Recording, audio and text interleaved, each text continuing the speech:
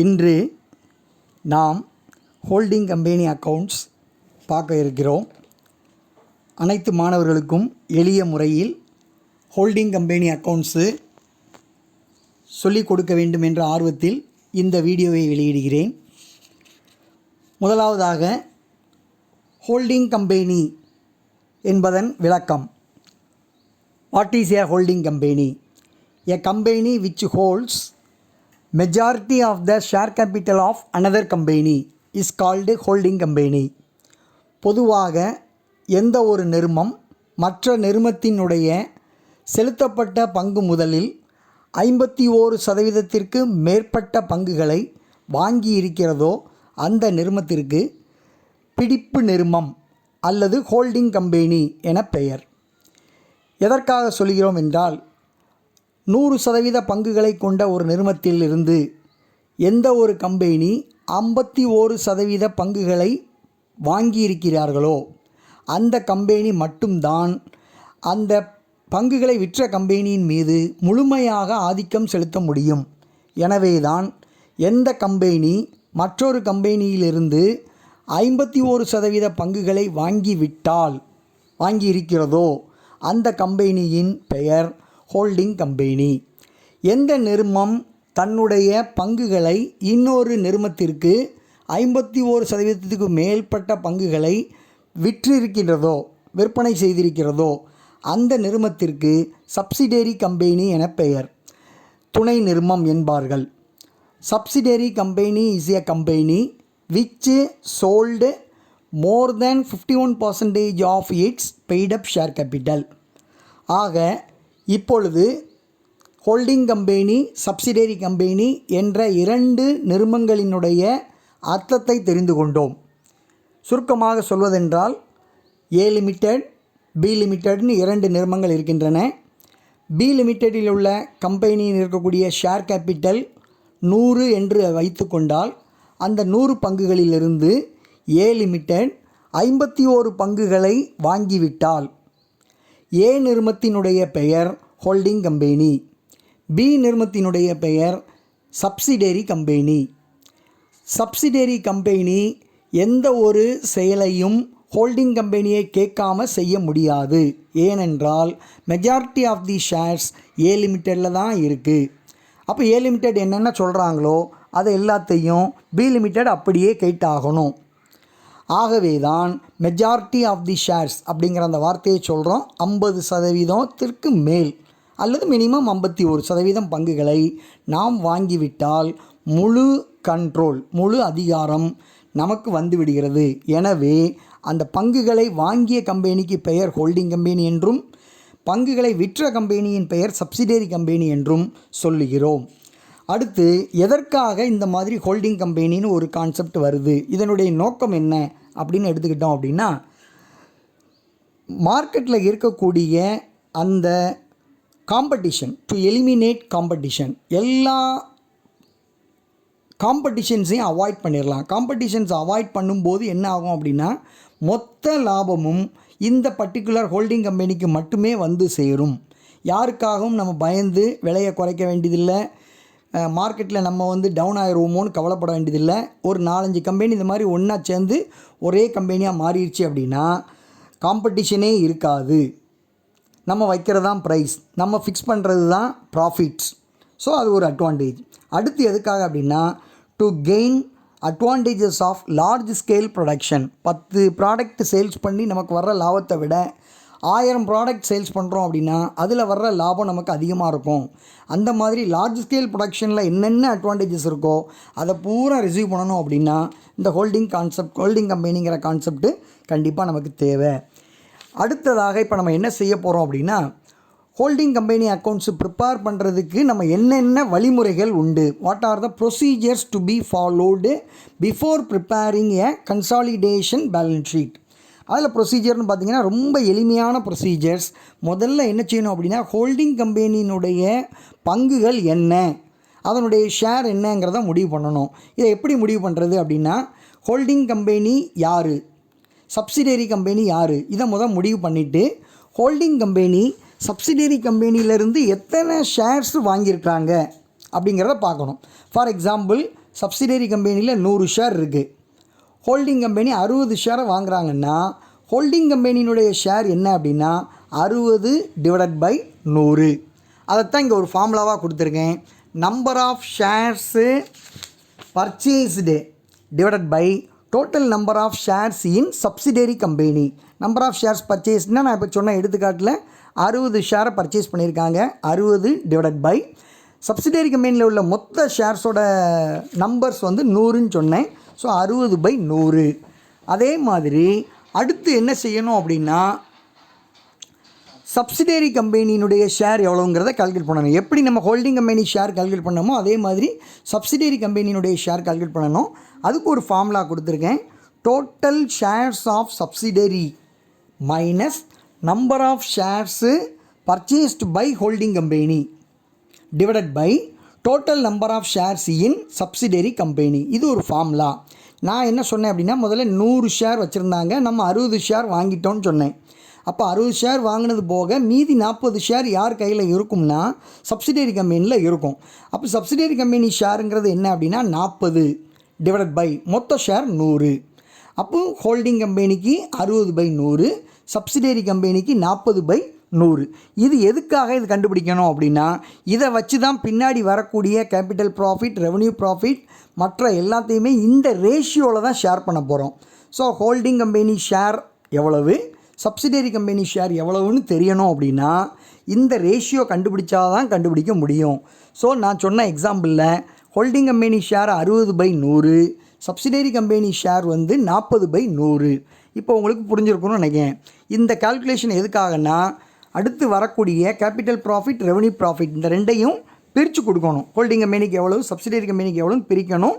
அதுக்காகத்தான் இந்த ரேஷியோ கண்டுபிடிச்சதுக்கப்புறம் முதல்ல கேபிட்டல் ப்ராஃபிட் கண்டுபிடிக்கணும்.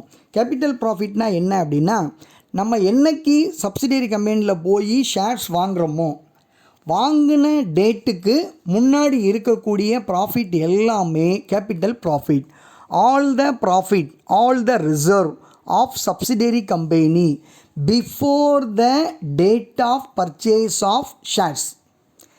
என்னைக்கு டேட்டில் நம்ம ஷேரை பர்ச்சேஸ் பண்ணுறோமோ அதுக்கு முந்தின நாள் வரைக்கும் என்ன லாபம் இருக்கோ, என்னென்ன ரிசர்வ் இருக்கோ அது எல்லாமே கேபிட்டல் ப்ராஃபிட். அதைத்தான் நான் இங்கே சொல்லியிருக்கேன்.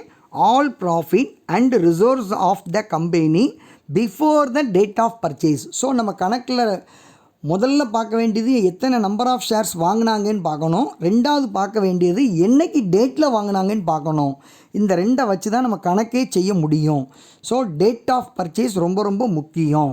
அந்த டேட் ஆஃப் பர்ச்சேஸுக்கு முன்னாடி உள்ள எல்லா லாபம், எல்லா ரிசர்வ், அதே மாதிரி general reserve, profit and loss account, current year profit up to the date of purchase, அப்புறம் ஃபிக்ஸட் அசட்ஸில் if there is any increase in fixed assets value அதையும் ஆட் பண்ணிக்கணும். ஃபிக்ஸட் அசட்ஸுக்கு இன்க்ரீஸ் தான் ஆகணும் கட்டாயம் இல்லை. சில சமயங்களில் டிக்ரீஸ் ஆகியிருந்தால் கேபிட்டல் ப்ராஃபிட்லேருந்து மைனஸ் பண்ணிடணும். ஸோ கேபிட்டல் ப்ராஃபிட் கண்டுபிடிக்கிறதுக்கு இதுதான் ஃபார்முலா. ஒரே ஒரு பாயிண்ட்டை மட்டும் மனசில் வச்சுக்கணும். என்னைக்கு நம்ம ஷேர்ஸ் வாங்குகிறோம் அதுக்கு முன்னாடி வரைக்கும் சப்சிடரி கம்பெனியில் இருக்கக்கூடிய எல்லா ரிசர்வ், எல்லா ப்ராஃபிட் எல்லாமே கேபிட்டல் ப்ராஃபிட். அடுத்து ரெவன்யூ ப்ராஃபிட்னா என்ன? இப்போ நம்ம சொன்ன கேபிட்டல் ப்ராஃபிட் டேட் ஆஃப் பர்ச்சேஸ்க்கு முன்னாடி, before the date of purchase. இப்போ ரெவன்யூ ப்ராஃபிட்டுங்கிறது, revenue profit is the profit of subsidiary company when all the shares, when the holding company purchases shares, the dates on which the company purchases the shares. After that there may be some profit, some reserve, all are accounted for revenue profit. Simply we mean that all the profit and reserves after the date of purchase of shares by holding company. Holding company என்னைக்கு shares purchase பண்ணுறாங்களோ அதுக்கு அடுத்து வரக்கூடிய profit, general reserve, வேறு current year ப்ராஃபிட்டில் அந்த date of பர்ச்சேஸ்க்கு அடுத்து இருக்கக்கூடிய profit எல்லாத்தையுமே ஆட் பண்ணால் அது வந்து ரெவன்யூ ப்ராஃபிட். ஸோ இந்த இடத்துல 3 பாயிண்ட் நான் சொல்லியிருக்கிறேன். முதல் பாயிண்ட் வந்து ரேஷியோ, ஹோல்டிங் கம்பெனி ஷேர் எப்படி கண்டுபிடிக்கணும், சப்சிடரி கம்பெனி ஷேர் எப்படி கண்டுபிடிக்கணுங்கிறது சொல்லியிருக்கேன். ரெண்டாவது பாயிண்ட்டு கேபிட்டல் ப்ராஃபிட் எப்படி கண்டுபிடிக்கணும்னு சொல்லியிருக்கேன். கேபிட்டல் ப்ராஃபிட்டுங்கிறது டேட் ஆஃப் பர்ச்சேஸுக்கு முன்னாடி இருக்கக்கூடிய எல்லா ப்ராஃபிட்டும். அடுத்து ரெவன்யூ ப்ராஃபிட் எப்படி கண்டுபிடிக்கணும்னு சொல்லியிருக்கேன். ரெவன்யூ ப்ராஃபிட்டுங்கிறது டேட் ஆஃப் பர்ச்சேஸுக்கு அடுத்து வரக்கூடிய ப்ராஃபிட், டேட் ஆஃப் பர்ச்சேஸுக்கு அப்புறம் வரக்கூடிய ப்ராஃபிட்டு, ஜென்ரல் ரிசர்வு எல்லாமே ரெவன்யூ ப்ராஃபிட்னு சொல்கிறோம். ஸோ மூணாவது கால்குலேஷன் மைனாரிட்டி இன்ட்ரெஸ்ட். இந்த மைனாரிட்டி இன்ட்ரெஸ்ட்டுங்கிறது என்ன அப்படின்னா, நம்ம ஷேர்ஸை வாங்கியிருந்தோம், சப்சிடரி கம்பெனியில் மீதி ஷேர்ஸ் இருக்குது. ஸோ சப்சிடரி கம்பெனிக்கு சேர வேண்டிய மீதி ஷேர் கேபிட்டல், சப்சிடரி கம்பெனிக்கு சேர வேண்டிய நம்ம ஏற்கனவே கண்டுபிடிச்ச கேபிட்டல் ப்ராஃபிட்டில் உள்ள ஷேர், சப்சிடரி கம்பெனிக்கு சேர வேண்டிய ரெவன்யூ ப்ராஃபிட்டில் உள்ள ஷேர், இந்த மூணையும் கூட்டினோம்னா வர்றது மைனாரிட்டி இன்ட்ரெஸ்ட். அப்போது நம்ம முதல்ல கண்டுபிடிச்ச கேபிட்டல் ப்ராஃபிட்டில் அதை கண்டுபிடிச்ச உடனே ரெண்டாக பிரிச்சிடணும். ஹோல்டிங் கம்பெனிக்கு எவ்வளவு, சப்சிடரி கம்பெனிக்கு எவ்வளோன்னு பிரிச்சிடணும். அதே மாதிரி ரெவன்யூ ப்ராஃபிட் கண்டுபிடிச்சதை ஹோல்டிங் கம்பெனிக்கு எவ்வளவு, சப்சிடரி கம்பெனிக்கு எவ்வளோன்னு பிரிச்சிடணும்.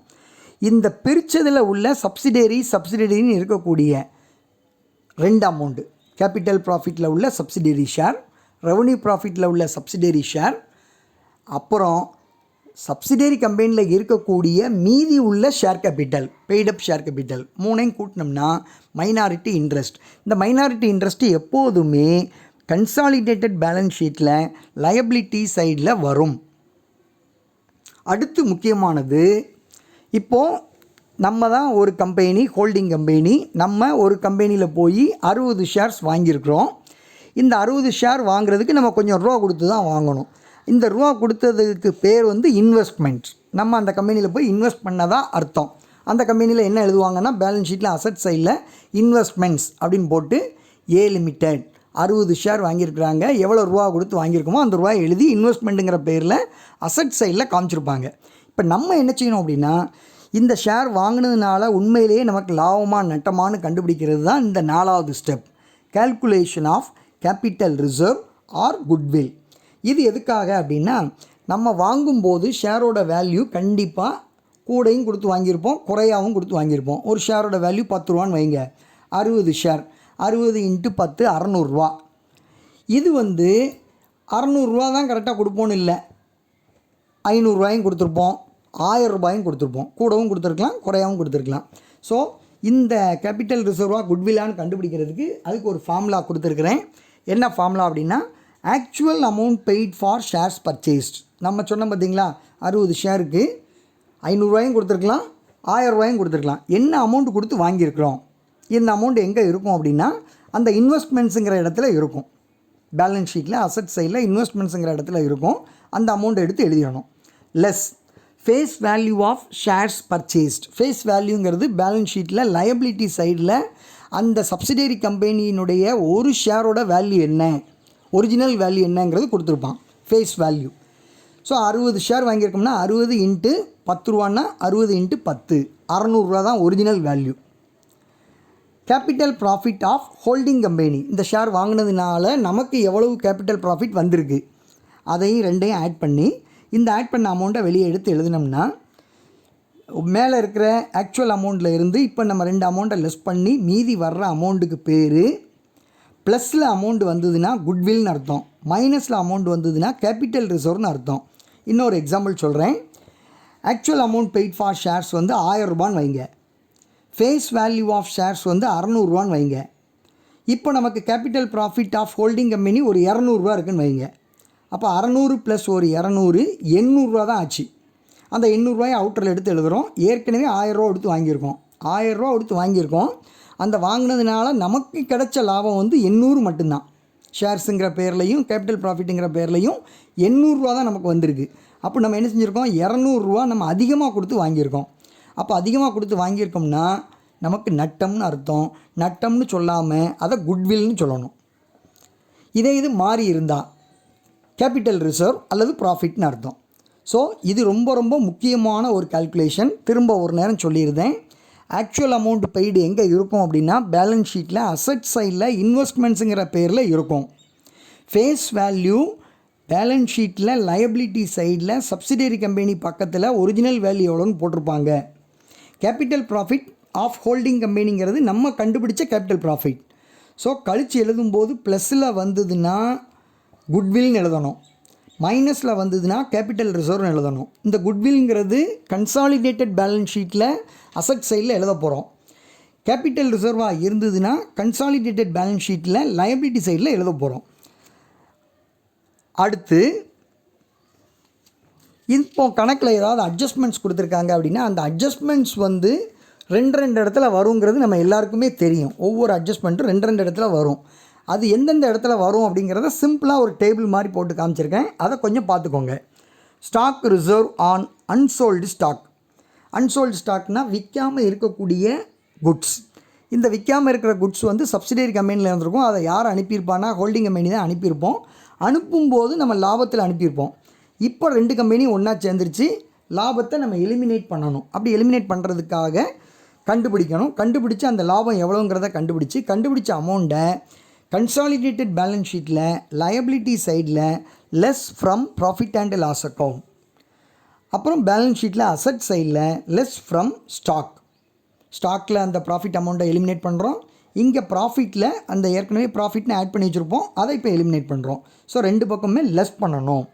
அடுத்து ப்ரிலிமினரி எக்ஸ்பென்சஸ் ரிட்டன் ஆஃப். இது அட்ஜஸ்ட்மெண்ட்டில் கொடுத்துருந்தாங்கன்னா less from total capital profit கண்டுபிடிக்க பார்த்தீங்களா, அந்த கண்டுபிடிச்சதுலேருந்து ப்ரிலிமினரி எக்ஸ்பென்சஸ் ரிட்டன் ஆஃபை லெஸ் பண்ணிடணும்.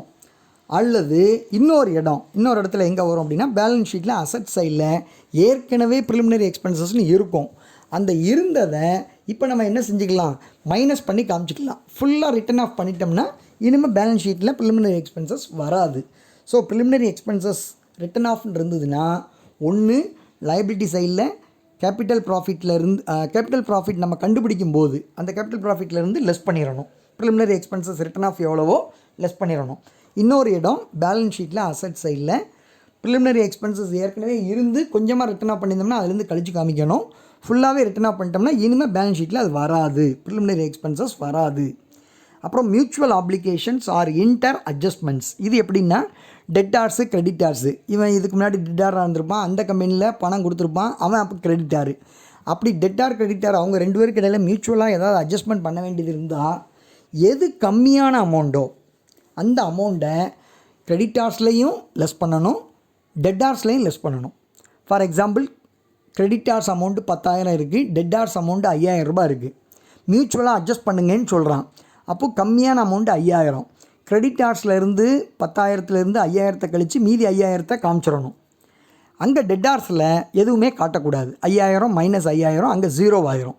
ஸோ மியூச்சுவல் அட்ஜஸ்ட்மெண்ட்டுங்கிறது கம்மியான அமௌண்ட்டை அசட் சைட்லேயும் லயபிலிட்டி சைட்லேயும் கழித்து காமிக்கிறது தான் மியூச்சுவல் அட்ஜஸ்ட்மெண்ட்ஸ். அப்புறம் கேஷ் இன் ட்ரான்சிட்னால் நம்ம பணம் அனுப்பியிருப்போம், சப்சிடியரி கம்பெனிக்கு போய் சேராமல் இருக்கும். இல்லை சப்சிடியரி கம்பெனிலேருந்து நமக்கு பணம் அனுப்பியிருப்பாங்க, இங்கே நமக்கு இன்னும் வந்து சேராமல் இருக்கும். அப்படி இருந்தால் அதுக்கு பேர் கேஷ் இன் ட்ரான்சிட்ஸ். அதை என்ன செய்யணும் அப்படின்னா பேலன்ஸ் ஷீட்டில் அசட் சைடில் less from cash in hand, அப்புறம் பேலன்ஸ் ஷீட்டில் அசட் சைடில் தனியாக கேஷ் இன் ட்ரான்சிட்னு எழுதி காட்டணும். அப்புறம் over valuation of fixed assets. அசட்ஸுங்கிறது ஃபிக்ஸட் அசட்ஸை வேல்யூ பண்ணும்போது அதிகமாக வேல்யூ பண்ணிட்டாங்கன்னு அர்த்தம். இப்போ அதை நம்ம ரெடியூஸ் பண்ணணும்.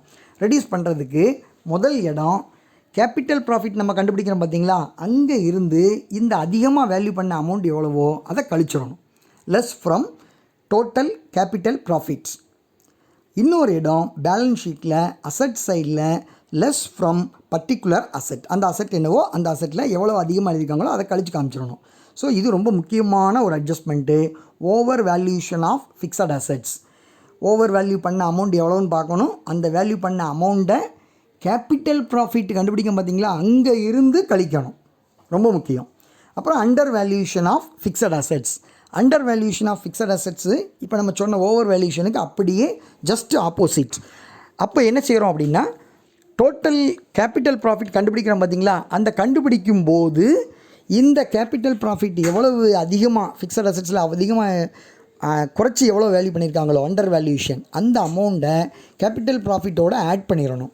இன்னொரு இடம் பேலன்ஸ் ஷீட்டில் அசட் சைடில் add to the particular assets.